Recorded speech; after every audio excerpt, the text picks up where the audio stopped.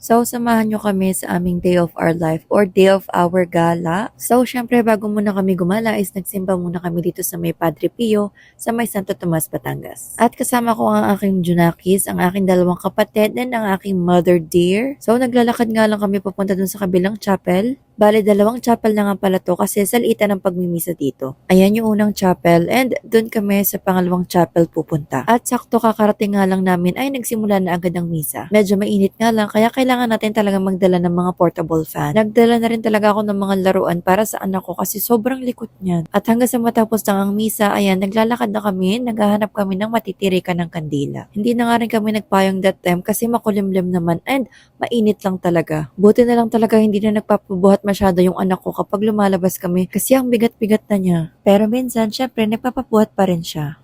Hanggang sa nandito na kami sa may entrance, pero hindi pa namin alam talaga kung saan kami magtitirik ng kandila. Madami na rin talaga kayong mapupuntahan dito kasi hindi lang chapel lang meron dito. Meron din silang iba't ibang attractions. Gaya na lang sa pagbaba mo dito sa may hagdan, makikita mo na nakapako si Jesus sa krus. Hanggang sa bumalik na nga kami kasi sa labas pala pwedeng magtirik ng kandila. Nung pabalik na nga kami is naisipan ko kuha na ng picture yung anak ko. Pero parang wala akong nakuhang matino. Dumaan nga muna kami dito sa may bilihan ng souvenir. May nakalagay na rin dyan entrance and exit. Meron ditong bilihan ng drinks at pagkain. At syempre hindi mawawala ang mga magagandang souvenirs. Akitan nga ako dito kay Little Padre Pio. At ang dami pa ngang souvenirs dito lalo na pag nilibot nyo. Lumabas na nga rin kami at nakapagtirik na rin kami ng kandila. Bukod sa unang souvenir shop sa loob, ay meron din namang souvenir shop dito sa labas. Gustong gusto din talaga ng kapatid kong bumili ng bracelet galing dito kay Padre Pio. Nakikipili din naman yung anak ko, kala mo naman talaga may pambili. Hanggang sa binayaran na nga ni mama yung binili nilang bracelet, paalis na nga kami at ayaw niya magpahawak sa kanyang tata Martina. Napaka-arte. Gusto lagi sa akin.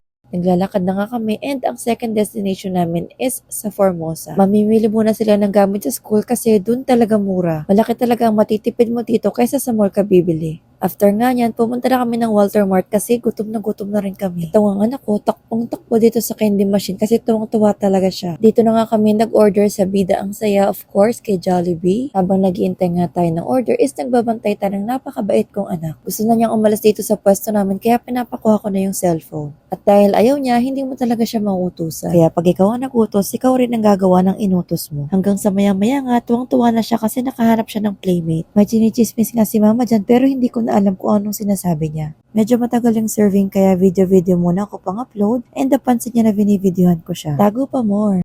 After nga kumain is pumunta naman kami dito sa grocery or sa supermarket. Makikita niyo talaga na tuwang-tuwa yung anak ko sa... Napapatawa na lang talaga ako kasi binilisan ko yung speed ng video niya. And nakita mo ng kanalabasan. Dito muna kami sa may beef section bibili kasi magluluto daw ng nilagang baka si mama. Ito na yung huli kong na-videohan kaya hanggang dito na lang. Sana nagustuhan niyo tong aking mini vlog and ang aking voice over. Kahit namamaos na. Yun lang. Bye!